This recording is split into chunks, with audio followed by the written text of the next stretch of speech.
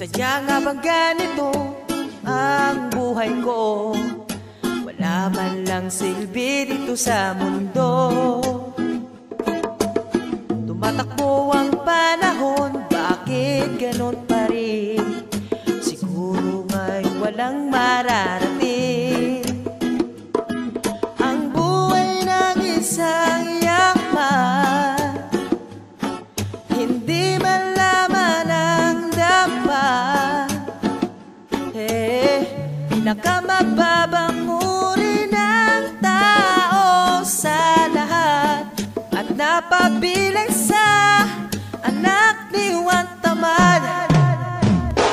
Yo, masarap daw ang buhay ng isang istambay. Walang ginagawa, kain tulog sa bahay. Di na nga makatulong, pasaway pa kay nanay. Kaya tuloy lagi na lang may sermon kay tatay. Hindi pa rin nadadala, imbis na magtrabaho. Metod na sa labas, nakatumanga sa kanto. Nabibilang ng dadaan, ang hihingi ng sobi, upang kahit paano ay makabili ng yosi. Paulit-ulit ang gawain, palaging ganon.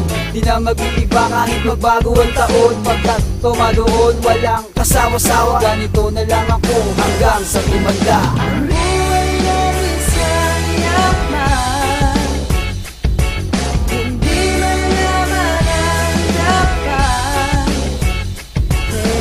Pinakamababang uri ng tao sa lahat, at napabilang sa anak ni Juan Tamad.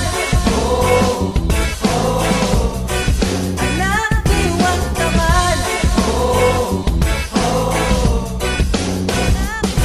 Magandang umaga sa'kin, umaga pa ba? Oh shit, di akalain na gabi na pala. Napasarap kasi ng tulog, puyat na kasi. Sa kakatambay nakaporma pero walang pambili. Nga na lang kuminsan pero dumidiskarte. Kala mo silok sa kanto, nangungutong sa kumpare. Wala nang kumpare-pare, pa-arbor nga ng dos. Makabili lang ng panchicha o di kaya yos. Sinakula o diba, pakapalan lang ng mukha. Pero tanong, hanggang kailan kaya itong aking sistema na siyang nag-uudyok upang huwag nang magsumika sa aking buhay na katulad ng ni Juan Tamad. Sadya nga bang ganito ang buhay ko? Wala man lang silbi dito sa mundo.